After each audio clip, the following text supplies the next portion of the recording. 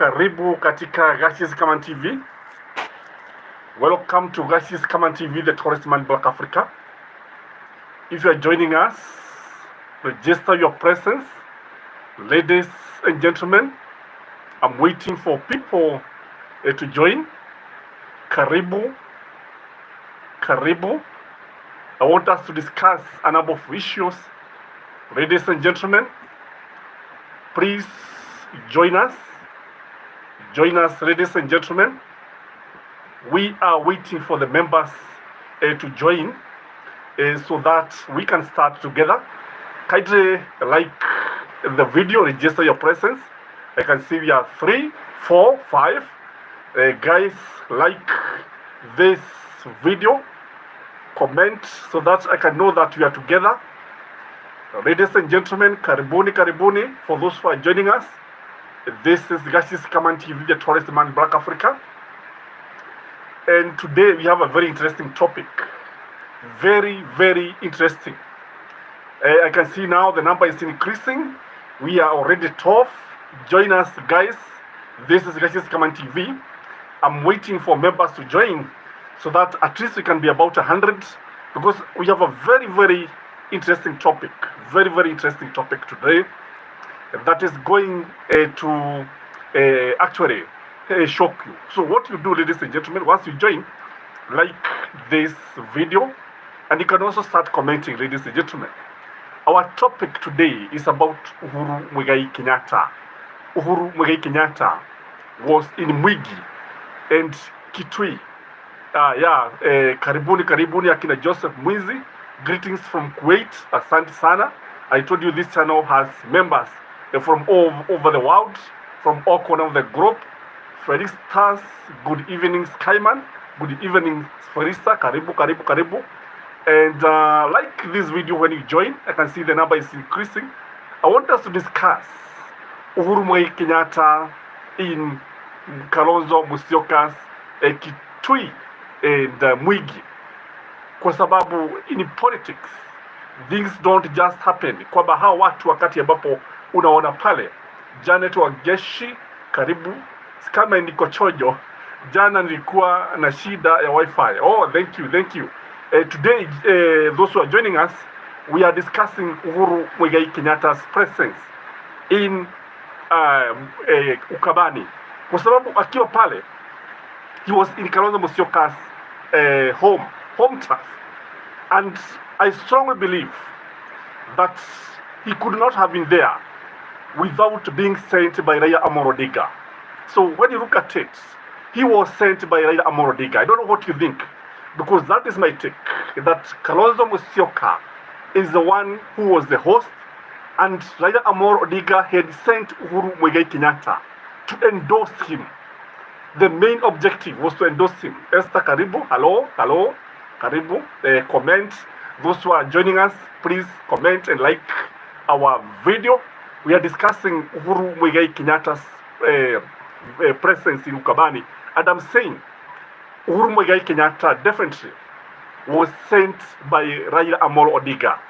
And again, he made a very, very interesting statement. This is what he said, that I'm not afraid to be in Azimio. That is what he said.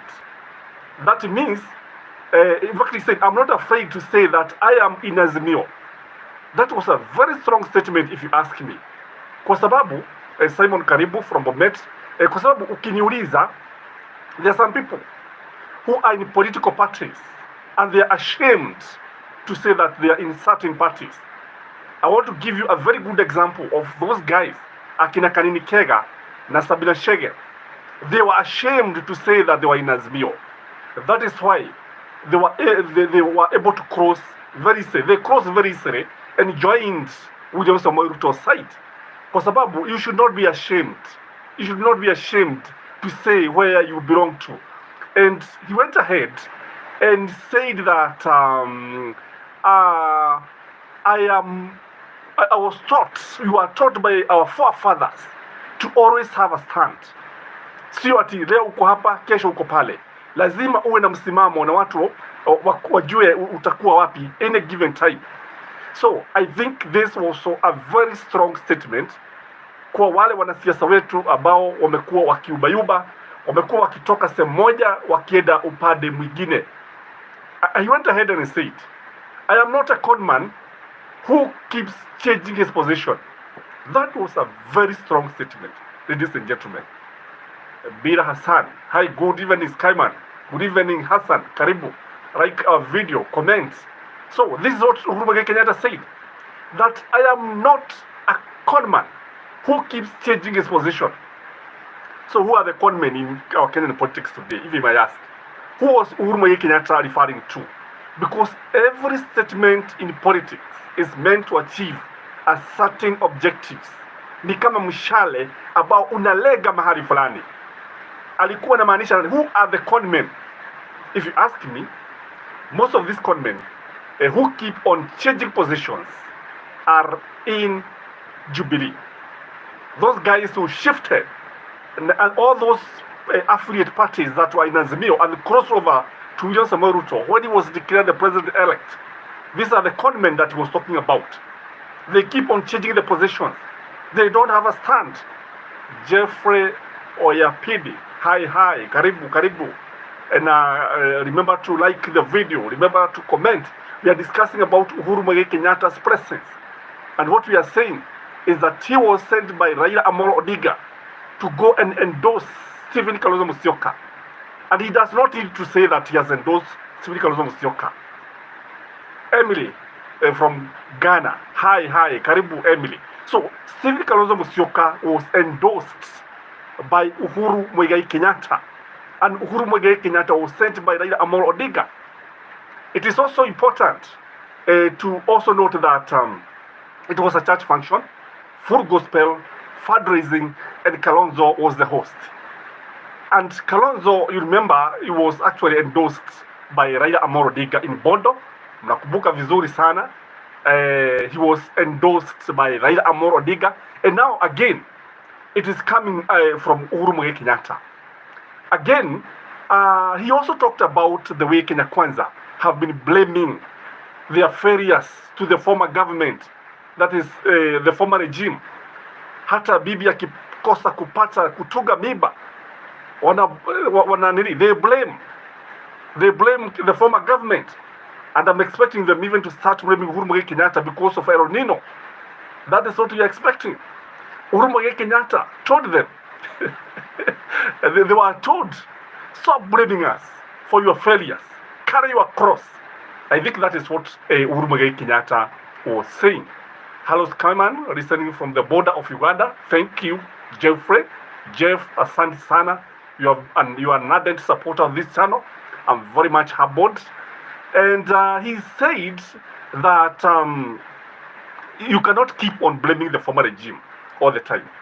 It is also important to note that Uhuru Kenyatta planted a tree. He planted a tree. A tree in the African traditional society signifies life. So that is very, very significant, politically speaking. That what happened, the planting of the tree, was the planting of Kalonzo as the seed that is going to sprout and sprout like a mustard seed. And Kalonzo Musyoka is a tree, mti ambao utazaa matunda matamu, matunda ambayo tutakuja kuchuna kuanzia 2027. That is the significance of that tree. Joy Embry Nyaga, I like your content. Thank you, Joy. Welcome. And Habot. And again, he acknowledged Raila as his party leader.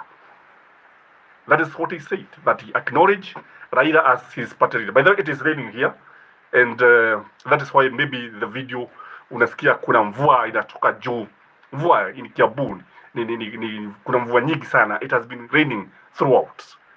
And what can we say about this presence of Uhuru Kenyatta in Kalonzo Musyoka's backyard? Number one, Kenya Kwanza was given a heartbreak. Na kama kuna jambo ambalo watazungumzia ni hili. Expect tomorrow Gachagua to respond. But I think the first person to respond to Uhuru Kenyatta is Kimani Ichung'wah. Kimani Ichung'wah is usually the attack dog that is used by William Samoei Ruto. And that is why he was the first person to respond to Raila Amolo Odinga's dossier. Expect him. Atasema, sijui huyu mtu, sijui nini, naye Gachagua atafuata aanze kusema, sijui huyu mtu wa maziwa, tulisema ameenda nyumbani, sijui nini. Expect them to. In fact, they are going to take a whole week responding to Uhuru Muigai Kenyatta's move. Because they were rattled. I'm sure they were not happy. I'm sure they are having sleepless nights. I'm sure kile ambacho kitatokea pale ni kwamba they must be planning to respond. Tarajia watu kama Dennis Itubi also to respond to Uhuru Muigai Kenyatta, because this is something that shocked them. And you see, when this was happening in Sotik, I think in Kericho County, David Sichel was being booed, heckled by the people kwa sababu ya vile bei ya mafuta kupanda, na pia kule watu hawana stima, and yet he is a CS Energy. So alikuwa naulizwa sasa wewe, that's the message that they were passing. So you can see the irony of it. Uhuru Muigai Kenyatta knows how to time. Because ukiangalia vizuri sana, it was timely. He came out when people were asking where he is. Alijitokeza when Kenya Kwanza is making a lot of mistakes. Uhuru Muigai Kenyatta alijitokeza wakati ya watu wa Kenya Kwanza hawajui namna, wakati wameshindwa, wakati wamechanganyikiwa kabisa. That is when Uhuru Muigai Kenyatta chose to strike. Na anajua kugoga kwa sababu aligoga kabisa. Janet, kweli Skyman, mvua ni nyingi hapa Kiambu, na uchunge mto Rwaka isipite na wewe. Niko mbali kiasi. Unajua mto Rwaka ni mto ambao zamani ulikuwa na maji mengi sana, ulikuwa ni mto wa wanawake. So what we are saying here, ladies and gentlemen, is that Uhuru Muigai Kenyatta came when Kenya Kwanza is becoming very, very unpopular. So he knows how to time. Something else is that Kenyans were very much excited. Kenyans were very much excited. If you go to Facebook, go to Twitter, Instagram, everywhere, utapata ya kwamba watu wanazungumzia tu mjo wa Uhuru Muigai Kenyatta kule Ukambani. People were very much excited. And they were very much excited wakati ambapo wengine wanaona William Samoei Ruto wanaanza kupiga mayowe, wanaanza kupiga kamsa. Yeah, some people are crying to just seeing, kuona tu William Samoei Ruto. Wanalia kwa sababu ya vile mambo yako mengi. Lakini kwa upande huu wetu nao, wakati Uhuru Muigai Kenyatta anajitokeza, watu wanaanza kushangilia. Kwa hivyo wengine wanashangilia, wengine wanalia. Mmoja anafanya watu watokwe na machozi ya uchungu, mwingine anafanya watu watokwe na machozi ya furaha. That is the true situation. Or something else which is also worth noting. Mother Karua sent her donation. Mother Karua sent her donation. She sent 50K. What does that mean, this, ladies and gentlemen? It means, there's some people who have been saying that Mother Karua sijui ametoroka Azimio, Mother Karua sijui nini, hawako pamoja na Raila Amolo Odinga. Yet Mother Karua yeye mwenyewe alisema NARC Kenya is in Azimio. Yeye mwenyewe alisema hivyo. NARC Kenya is in Azimio. Mwenyewe akatuambia hivyo. What they are doing is to strengthen the African parties. Mother Karua to strengthen Kenya, NARC Kenya. Raila Amolo Odinga to strengthen ODM. KALONZO MUSYOKA to strengthen Wiper. So there's not much to say here. The only thing that we can say is that Azimio is intact. Azimio is intact. Again, Oparanya was there. Oparanya is the deputy party leader in Azimio. And this one tells you that Baba's presence was felt. Kwa sababu unapoona Oparanya pale, ujue Baba ako pale. Again, this move, if you ask me, was deliberately meant to upset Kenya Kwanza. That is why I'm telling you, unajua what they will do, they will start making mistakes. Jambo moja ambalo Kenya Kwanza wanafanya, they start reacting. They react to everything. sometimes silence is golden. Silence is golden. That is why we have, you should, I'm sweating because what I'm saying is that when you look at the situation, you realize that Kenya Kwanza respond to everything, even without knowing at wametegwa. Expect them to start reacting from tomorrow. Bold and focused. Good evening, tourist man. Good evening, Rogers, Mcheshi. Good job, Skyman. Hit UDA heavily. They are drunk with the power. How Kenyans die of hunger. It is true. Janet Wagesh, I was on my way to Mwigi to see my Mudhamaki, but the El Nino rains was too much that I had to turn back. Next time, give me a call, Janet, when you are going to see Mudhamaki. We shall travel together. So what we are saying here is that Kenya Kwanza, because utasikia Gachagua responding akisema mtu wa maziwa, Ishongwa taanza kusema yule mtu sijui nini. Dedi Nyoro is also going to respond. Everybody is going to respond. Jambo lingine ni kwamba when you look at it, Kalonzo Musyoka is Azimio candidate. From all angles, from whatever angle you look at it, Kalonzo Musyoka will be fronted as the Azimio candidate. Because when you look at it, Azimio is intact. They are all speaking one language. They are all moving in the same direction. And UHURU Kenyatta, I think there's something UHURU Kenyatta, Raila Amolo Odinga, and Steve Kalonzo Musyoka, I strongly believe that there's an agreement that Raila was to be supported in 2022, and then in 2027, whether he wins or loses the election, 2027, he was to support Stephen Kalonzo Musyoka. And I think that is why you see UHURU Kenyatta akiwa pale. That was very, very interesting, ladies and gentlemen. I don't know what you can say about this. I don't know. Ann Maina, hello Ann, karibu. What can you say, Ann? Tell us, what can you say about the presence of UHURU Kenyatta in Ukabane? Just let the guys comment and say what you think about what made UHURU Kenyatta to go to Mwigi. Janet Wageshi is saying, mzuri sana, says Ann. Karibuni nyote. I can see the number is increasing. Remember to like this video as you come. Remember to comment. And it is very, very interesting, ladies and gentlemen. That was UHURU Kenyatta. And I'm saying that, UHURU Kenyatta, I've already said, is a shrewd politician. And UHURU Kenyatta did not lose in 2022. Because I've always opined that UHURU Kenyatta was not competing with William Samoei Ruto. He was not in the competition.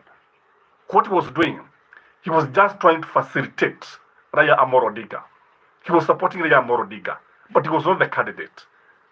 But what I know is that UHURU Kenyatta, he has a number of advantages. He brings a lot of advantages to Kalonzo Musyoka. For one, I strongly believe that he's going to support Kalonzo Musyoka financially. And then, internationally, when you bring the two candidates together, these kind of leaders who can attract a lot of funding. Even I strongly believe most businessmen in Mount Kenya are going to fund Kalonzo. Samuel Juguna, Kemata, Karibu, Gotiritra. Sijui nini Gotitiria wa Musyoka Maguta. Goitiriria wa Musyoka Maguta. Ya, kumwagilia mafuta. Ya, alikuwa ameenda kumwagilia mafuta. Asante sana. Kwa sababu ukiangalia vizuri sana. Why is UHURU Kenyatta exciting Kenyans? Kwa sababu akitokea pale, utaona kwamba watu wengi wanafurahi. Ni kuonyesha kwamba alihakikisha kwamba William Samoei Ruto took over the presidency, but he doesn't have the grace, if you ask me. Thomas, be either Kikuyu or Kaba or Mzee, we want a winning ticket. This is from Houston, TX USA. Thank you. That's what I'm telling you. We have subscriber from all the world. Mike Jones, President Uhuru, my president. Yeah, you see now, people still call Uhuru Muigai Kenyatta president. In fact, many find it hard to call him former president. Wengi wanamwita tu president, and many people call him like Jones here, my president. If you go to USA, they talk of my president. They don't just say Mr. President, they talk of my president. They are proud of their president. So Kenyans are very much proud of Uhuru Muigai Kenyatta, kwa sababu popote ambapo unaenda huwezi ukakosa barabara ambayo alikarabati. Popote unapoenda huwezi ukakosa chochote. Akama Michael, Akama from Dar es Salaam. Asante sana Akama, tuambie huko Dar es Salaam mafuta mnauziwa hela gapi? Tuambie kule, kwa sababu hapa Kenya unajua William Samoei Ruto, when he was in Bomet, he was saying that bei ya mafuta inapanda kila mahali, and it is not true, because we know that is not the case. Akama again from Michael is saying, I'm proud of what you do. Thank you, thank you. You can see now we are just one big family from all over the world, and we can interact with each other even when we are here. It is also good to know each other tukiwa hapa, kwa sababu tunasaidiana hapa na pale. G is saying nimechelewa lakini nimefika. Mko wazima? Tuko wazima kabisa, tuko wazima. G, tunafurahi sana kuwa pamoja nasi. Akama Michael anasema you are blessed. Yes, amen, I'm blessed. So when you look at William Samoei Ruto, today he was also telling other lies. Akiwa pale, you see Uhuru is very free with the citizens and has favor with the people. That is true, Samuel. Uhuru has favor. And when you don't have the favor with the people, it becomes very, very difficult to lead the people. Again, Janet Wageshi, naomba tumngoe huyu nabii mpaka 2027, then Hon Kalonzo can take over. Anasema ni Murogo, Baba Raila ashike usukani mpaka 2027, then Hon Kalonzo can take over. How I long for Baba's Maendeleo, no, Mandela moment. You know, this is something that Kenyans have been waiting for. This is something that Kenyans missed.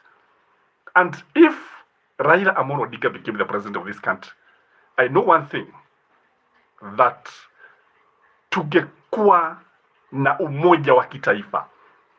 In fact, hungepata hata watu wakiongea hizi lugha za kienyeji, hizi lugha zetu. Like now what we saw in Bomet, it was actually a Kalenjin affair.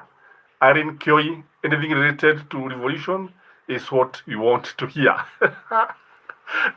By the way, when you look at what was happening in Bomet today, it tells you, ukiona sasa mtu ameanza kukataliwa na watu wake, because what I think those people were rising against Churchill, kile ambacho walikuwa nafanya, they were passing a strong message to William Samoei Ruto, because he was there.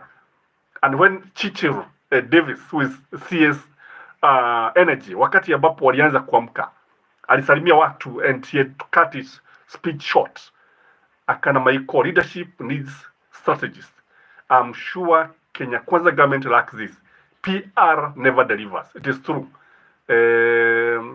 Nani unasalimua, G unasalimua na Wageshi.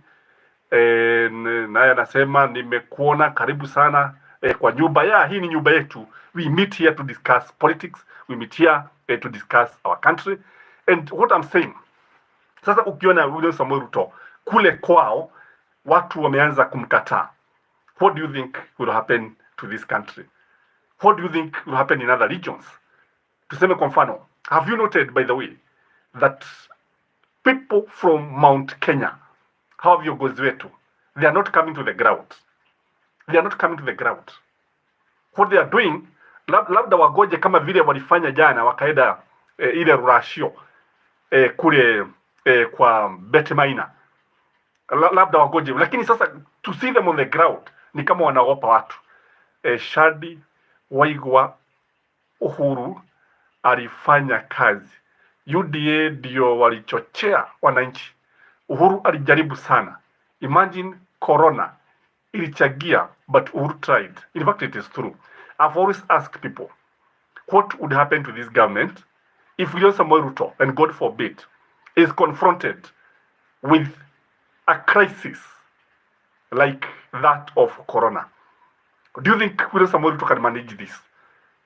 Kwa sababu ukiangalia yeye, he is a master of everything. Leo nilisikia akisema ya kwamba that he is going to Germany, sijui kwenda kutafuta kazi, sijui Germany want to give Kenya 2,000 sijui what jobs from Kenyans. 200,000, not 2,000, 200,000 from Kenyans. Do you think it is true? In fact, we have friends here from Germany, and if they are here, they can comment, and they are saying it is not true that even in Germany, wale wako pale hawajapata kazi. Sio watu wote wanapata kazi. There are issues of unemployment in Germany.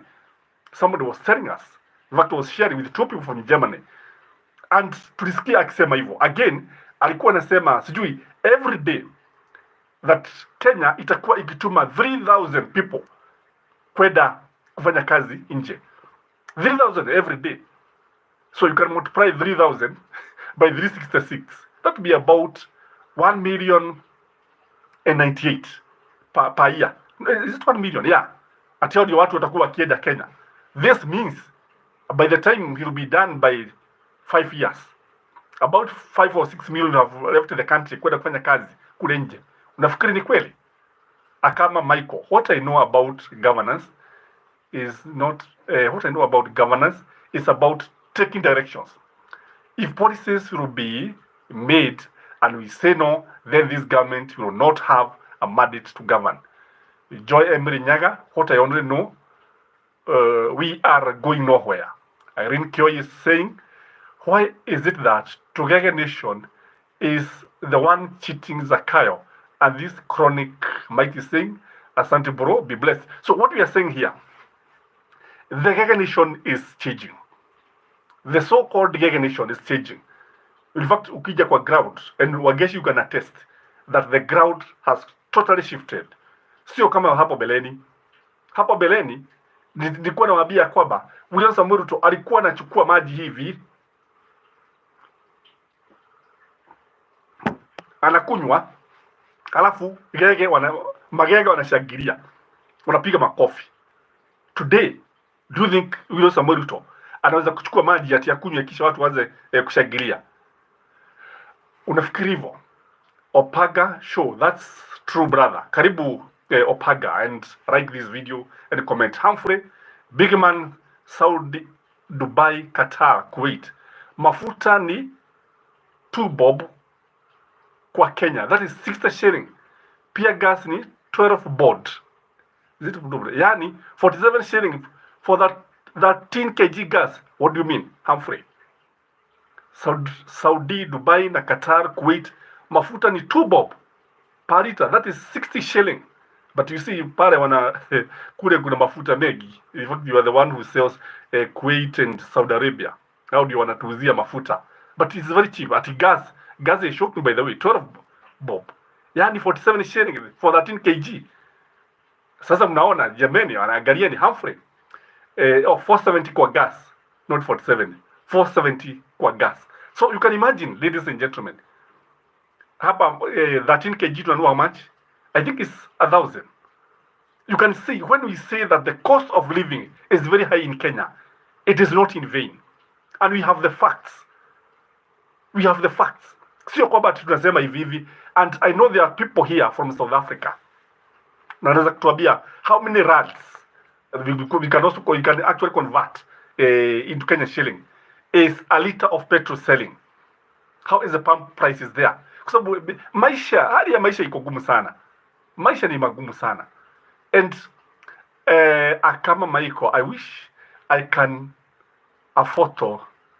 I can take a photo and said here, gas is affordable. Yeah, and that is Tanzania, Nani, Michael. I think that is Tanzania. Because when you look at it, we get petrol, we get gas from the same place with Tanzania. But sasa ukiangalia iko chini kiasi, iko chini, sio kama hapa. And so when you hear people saying that hali ya maisha ada Kenya kwanza ni baya, jameni ni baya. G saying Ruto anadaganya, hadi mimi naona aibu, jameni, tena macho kavu, Saidia alikataliwa mchana. It's Saudia. It is true, by the way. He did not get a deal there. Wengine walipata. Mike anasema yes, I'm a TZ capital city. Yeah, kule mnakuita Dar. Humphrey, niko huku Kuwait mkuu. Mafuta iko chini sana. 60 shilling. Pia gas 470 shilling. Si mnaona? Unaona? Kwa hivyo mkiangalia Kenya tunaumia jameni. Tunaumia. Tuambiane ukweli. Wacha tusidanganyane. Anasema and by the way, even if we were to go and buy yale mafuta ya kule Kuwait at 60 bob, do you think kufika hapa inaweza kuuziwa 210?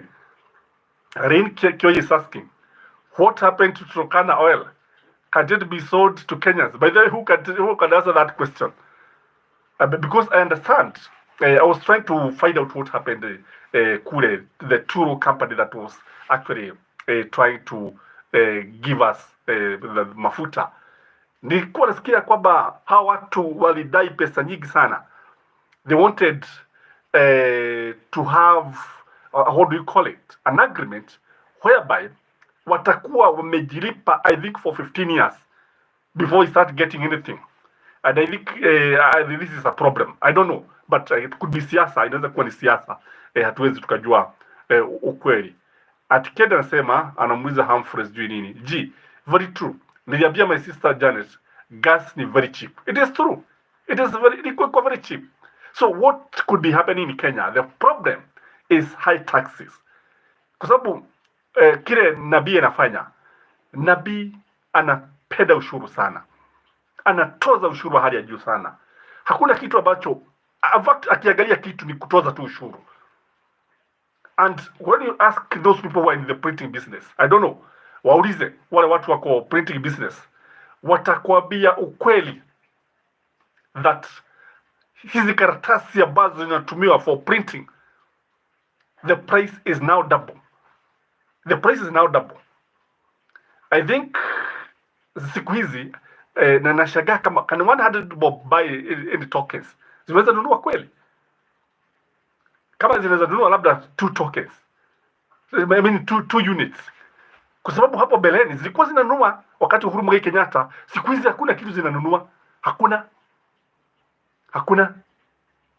Kwa sababu unaona mtu anaingia supermarket with say 5,000 na ndi vitu ambavyo unaweza kuja umeshika hivi kwa mikono hivi.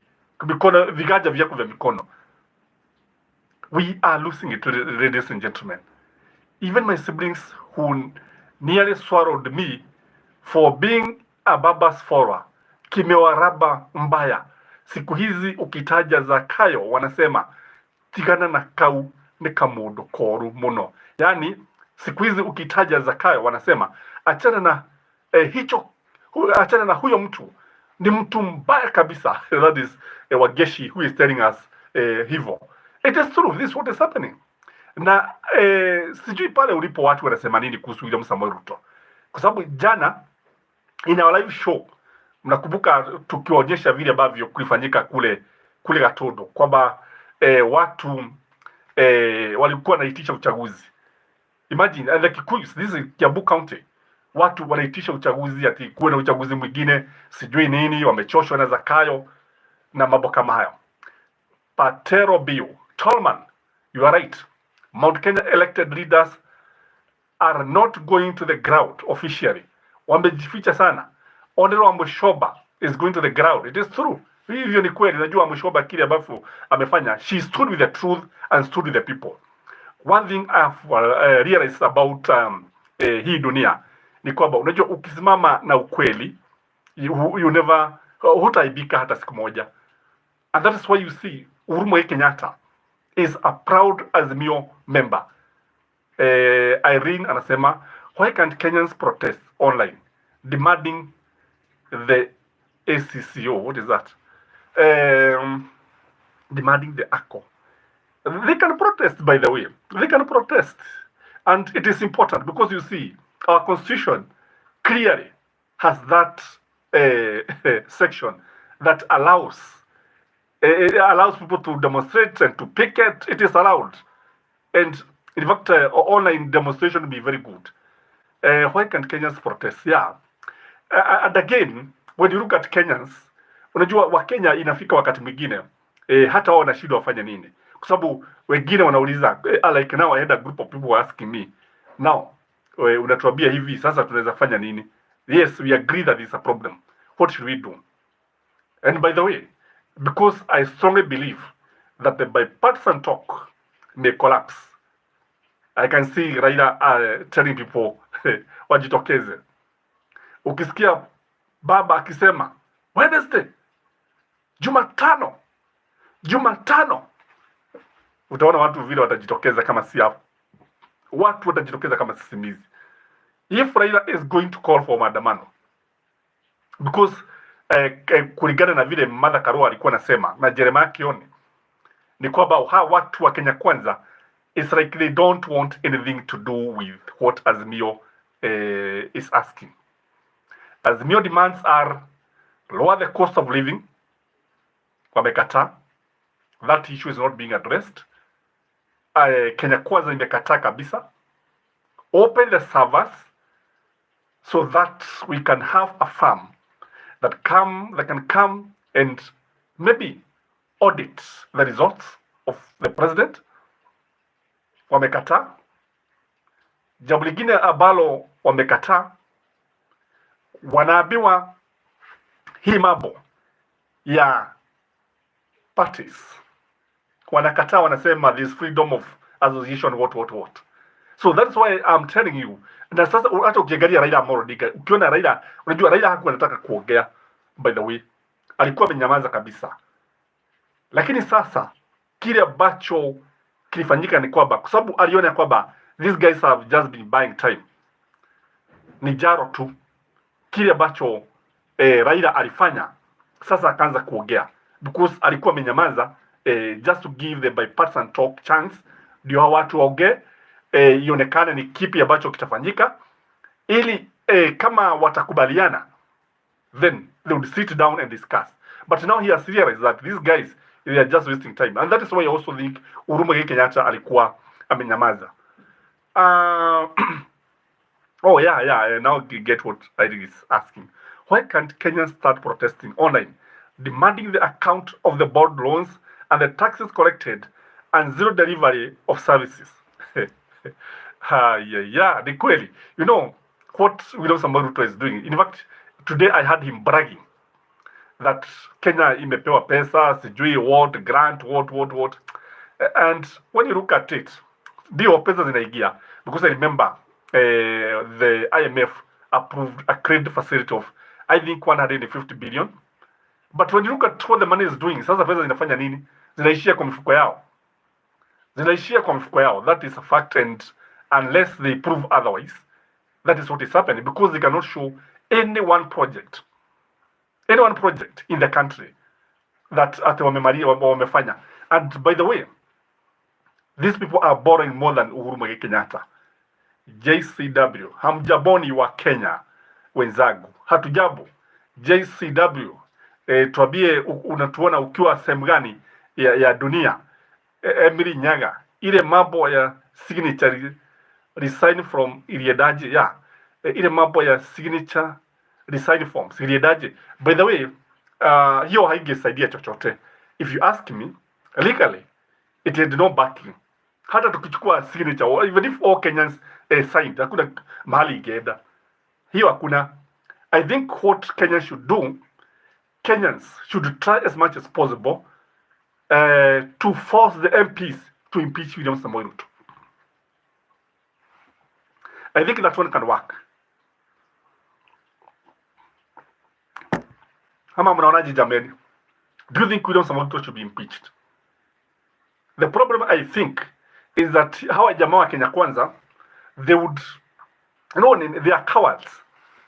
They would not agree to impeach William Samoei Ruto. Maybe in darkness. Labda kuwe na giza. Wapige kura gizani na isemwe ni nani amepiga kura. Wanaweza fanya hivyo. But if you ask me, these guys cannot do anything. That is why Emery is saying, MP, okay, you have deleted that one, and it's okay. So do you think our MPs can impeach William Samoei Ruto? Because when you look at the dissatisfaction on the ground, it calls for William Samoei Ruto to resign. Unajua kama ni mahali pengine, like now what happened to Britain. Nakumbuka wakati Boris Johnson was pushed out of office, he had to resign. Alafu akakuja yule mwanamke alikuwa anaitwa nani, who resigned after, is it 3 months? The shortest serving prime minister of Britain. Those of you wakina Samuel who are in Britain, you can tell us. Huyo alikuwa anaitwa nani? Within just few months akang'atuka kutoka office. I think that is what William Samoei Ruto should do.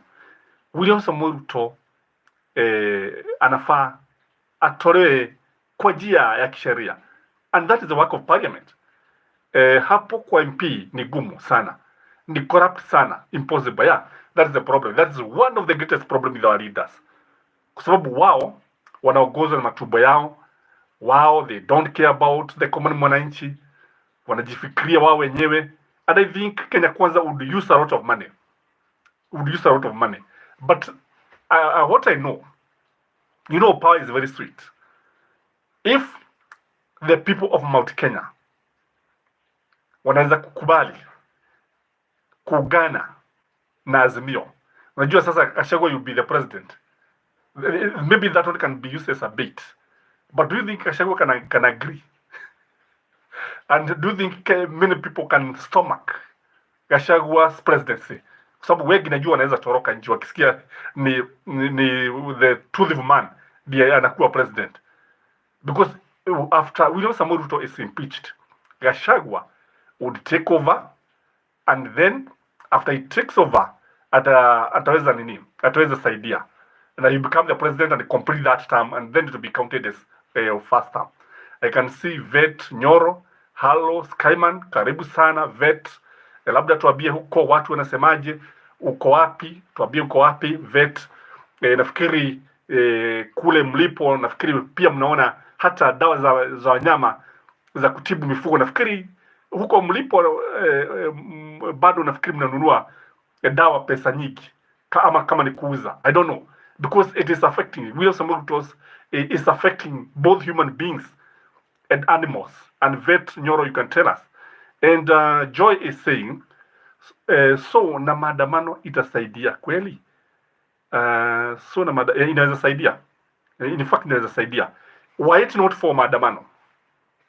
Nafikiri tungekuwa tunanua mafuta something like Kenya shilingi 300. And these guys, I want you to look at the funny thing here. David Stichel alikuwa anatuambia nini? Alikuwa anatuambia to be prepared to buy fuel at Kenya shilingi 300. And then all of a sudden he is entangled, anajipata pale katika ile sakata ya mafuta. What can you conclude here, ladies and gentlemen? You can make your own conclusions. Yet he was preparing us that mafuta tutanua Kenya shilingi 300, lakini mafuta yakupanda. And finally, according to Okia Mtata, Davis Chichil and Murkomen wapo pale ndani ya ile kashfa ya mafuta. That is the funny thing about it. Mr. President, where is our money? Both taxes and borrowed rules or resign. Humphrey, check online vile gas na mafuta inauzwa. Yeah, we can check. We can check, by the way. And it is not only gas. Ni kila kitu. It is not only mafuta. Ni kila kitu. Niwaambie jambo moja, na wale wako katika sehemu za Nairobi hapa mnaweza kutuambia. Those of you who are in Gikoba, those of you who are in Kamkuji, those of you who are in Kirinyaga Road, those of you who are in business in Nairobi, kwa sababu kule ni kilio tu. Kilio kwa sababu ya maisha kuwa amepanda. Anasema Waarabu wanasema tunachezea nchi yetu, and we are blessed with everything. Just imagine. By the way, it is true. We are blessed with everything. In fact, somebody was telling me today, we had a chat with somebody who is in United States, and he was telling me that in United States, they eat everything. They eat even the wild birds. The way we see some animals as ornamental birds, wao ni wanakula. They eat them. They eat all types of leaves. Ukienda duka za Wahindi unapata matawi ya kila aina. Kenyans, we are blessed. We are blessed. Because you see, hata swara wengi wetu hatukuli. For them, they cannot even spare a buffalo. They can't. So somebody is saying, keep up. I think you should bring up your own radio channel. Thank you. Thank you. And in Internet, by the way, there's another one for Kikuyu in the offing. That one is meant to educate the quiz. I will tell you when it is rain, when it is kicking. Vet anasema nini?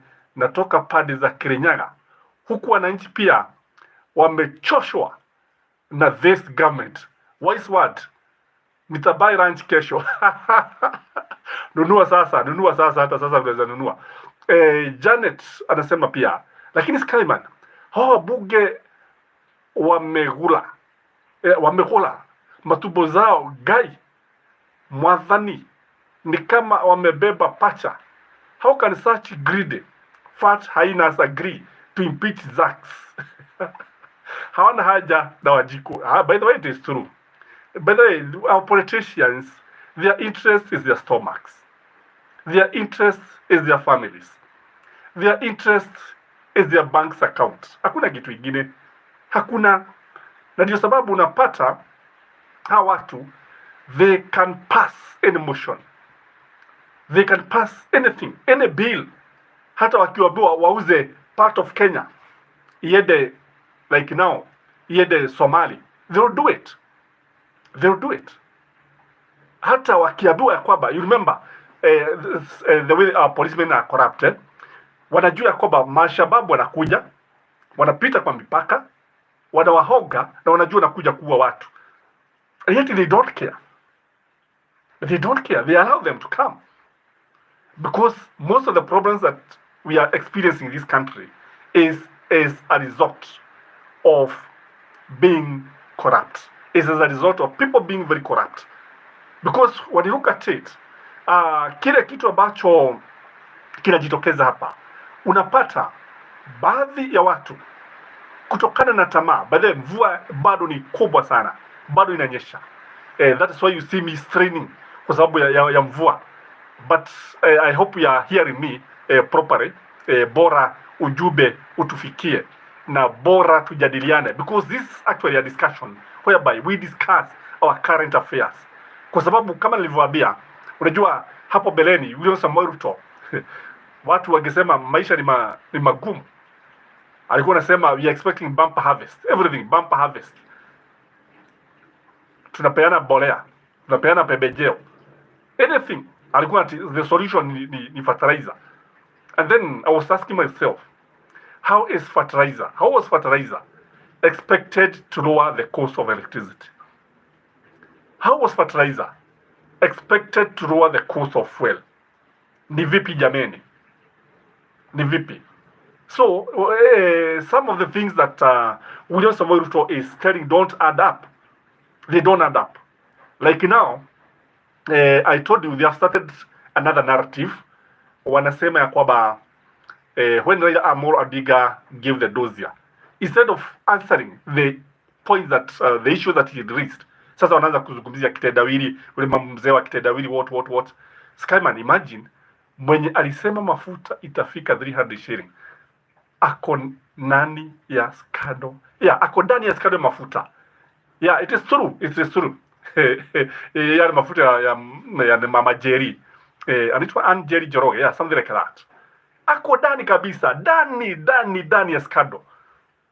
Na sasa wakati anaigia pale, anakuja kutuambia sijui nini.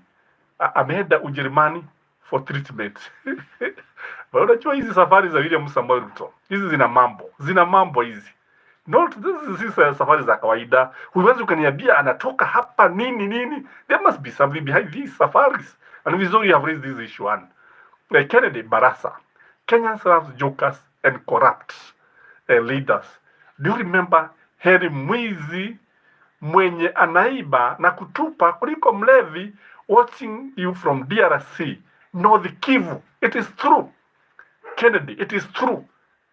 what you say. I remember that statement, and it was very hurting. Very hurting. What Gachie is saying, I'm afraid the revolution must start with Wajiko. That one gonna happen.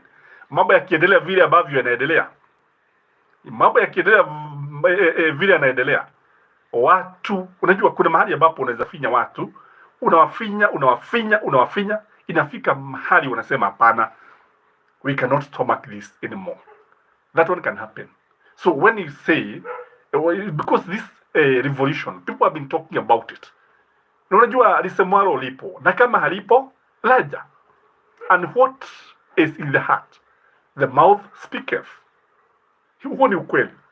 People have been talking about revolution, mapinduzi ya kiuchumi, mapinduzi ya kisiasa na mambo kama haya. And if that thing was to happen, what would happen? It means we go back to the elections. We go back to the elections. Haron Magi, Gachie Skyman, Ruto akileta mchele na nyama. Je, tugege watakula? Wow. Unajua kuna sheria ya 8 ya fisi ambayo inasema usiache chochote ambacho kinaweza kulika. Never leave anything edible. Haron.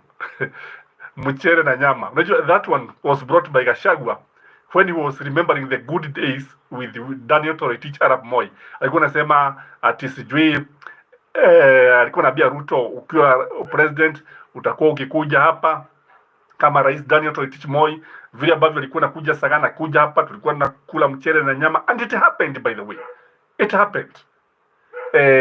Kila siku tunamkia maskado. What a government. It is true. Scandal after scandal after scandal after scandal.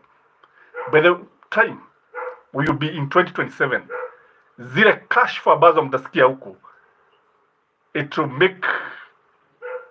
make Daniel Toroitich Arap Moi look like a saint. That is a fact. It will make William Samoei Ruto, watu wakisikia jina William Samoei Ruto, because his name will go down in history. And when the history of this nation will be written, Kenyans, the future generations, will judge William Samoei Ruto very harshly. When the history of this country will be written, there are some people who will occupy a very big chapter, like RAILA Amolo Odinga, UHURU Kenyatta, Jaramogi Oginga Odinga, JM Kariuki, Tom Mboya, Wangari Maathai, Kenneth Stanley Jido Matiba, Rubia, and many others. Lakini kuna wengine ambao watachukua fursa finyu sana. They will just be the footnotes of this country. Anake Okirai, somebody from Thailand, is saying Kenya should do like Thailand, to camp in homes of all those politicians, Supreme Court judges, cabinet secretaries, homes of whatever, excluding army chief. That is interesting. Just football. One thing I'm sure of, and you can take it to the bank, Zakayo will not finish his first term. By next year, June, all Kenyans will be on the street without Baba calling for demos. By the way, Kenyans don't need either. Pale ambapo watu wamefika, sababu ukienda mahali, people are just talking about this government. Everywhere. Hotels, along the roads, in bus stops, kwa stage za matatu, ndani ya matatu, ndani ya tuk-tuk, inside the trains, everywhere. People are just talking about hii serikali imefanya hivi. And this is something that is shocking. Gachie Skyman, I enjoy your analysis. People need to start voting with the engines, not the exhaust. Gachie, that one is very, very interesting. People should vote with their engines, not their exhaust. Yeah, anasema use your brains. Use your brains. Sio that unajua the exhaust inatoa hiyo moshi, unajua sasa. You know what Gachie is doing? He is using task feeder anasafisha lugha, you feminist. That is a euphemism. Kwamba watu watumie akili, watumie ubongo wakati ambapo watu wanafanya uchaguzi. Sio ati what Kenyans did, by the way, those who voted for William Samoei Ruto, they were voting emotionally. In fact, kuna watu ambao walikuwa wanafikiria kwamba kila siku itakuwa siku ya Jumapili. Kuna watu wengine ambao walikuwa wanafikiria kwamba William Samoei Ruto was going to change everything for the better. And by the way, every time William Samoei Ruto is talking, I want you to listen, hata leo, he normally say, we are going to change this country. Nchi hii tutaibadilisha. He has been saying this again and again. For how long is he going to take to change this country? Kwa sababu amesema, kila wakati anasema, we are going to change this country. We are going to change this country. Mpaka sasa, bado. Have you seen any change?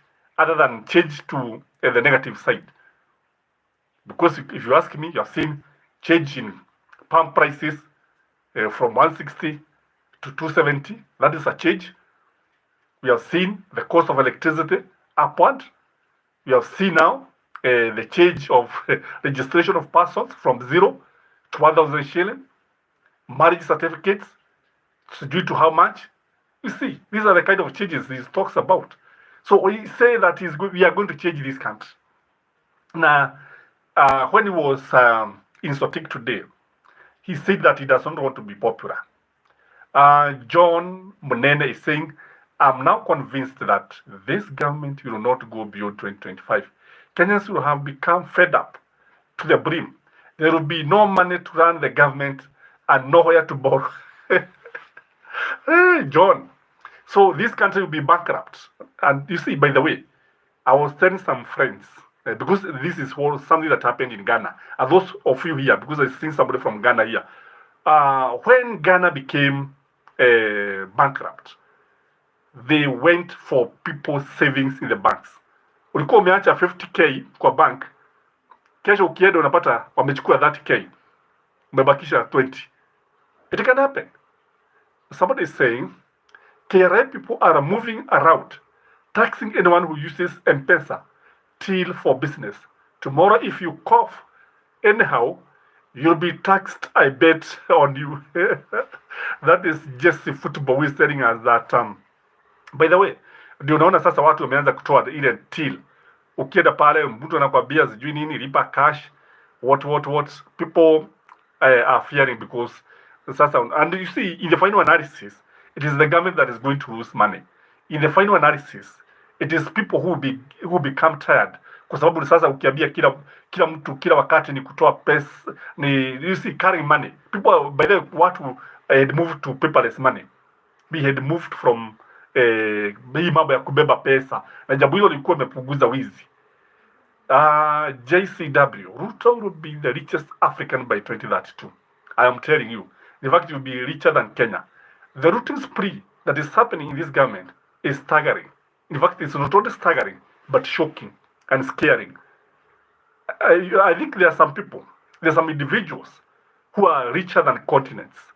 Like now, if you look at Bill Gates, I think Bill Gates could be worth more than all the countries in Africa.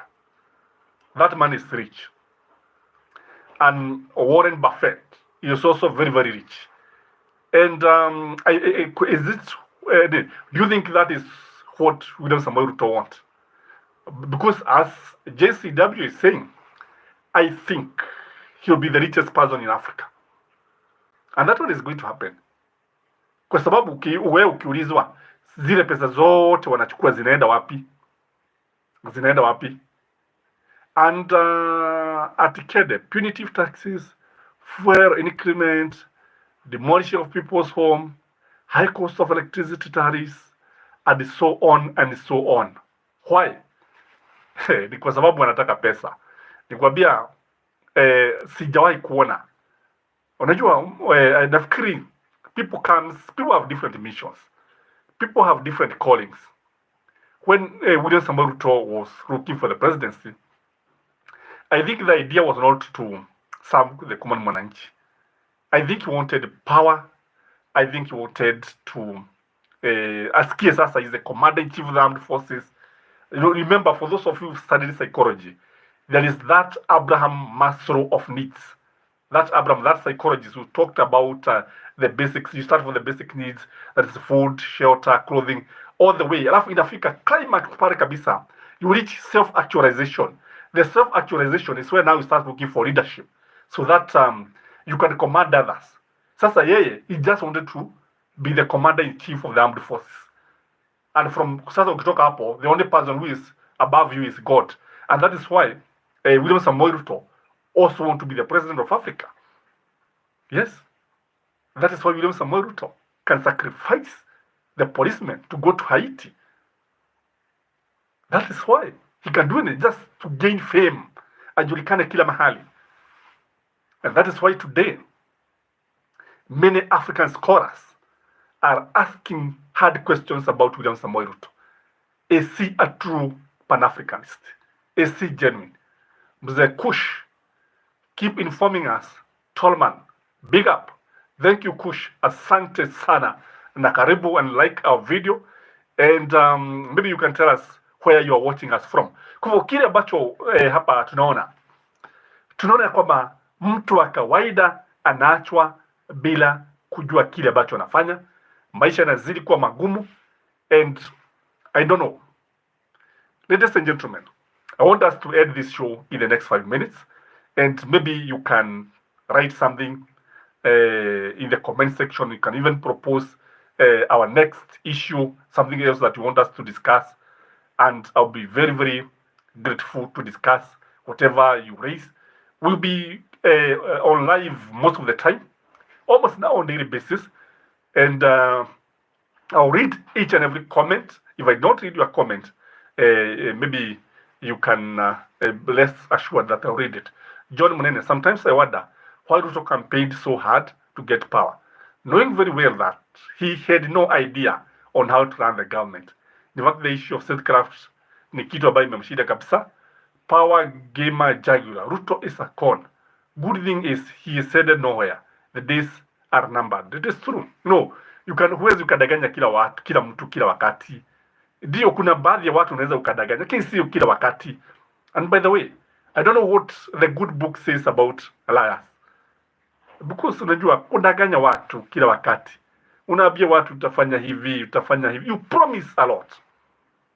Today as I was listening to him in Sotik, he promised so much. So much. Sijui the stadium, sijui hospitali, level 5 hospitals, sijui what. I don't know. He promises too many things, but he delivers very little. Ladies and gentlemen, this is our country, and all said and done, let us ensure that we play our part, and kila kitu muhimu sana, and we pray God that this country remains peaceful. Remain peaceful. We pray that Kenyans unite and call out the leaders. Call them to account. Ask them what they are doing for us. Because without that, we will not go far. Ladies and gentlemen, may you have a blessed night. I'm very, very humbled for the way you have continued to follow me, the way you have subscribed to our channel, the way you have commented, the way you have interacted. It is very, very humbling. Have a blessed night. Till next time. Adios.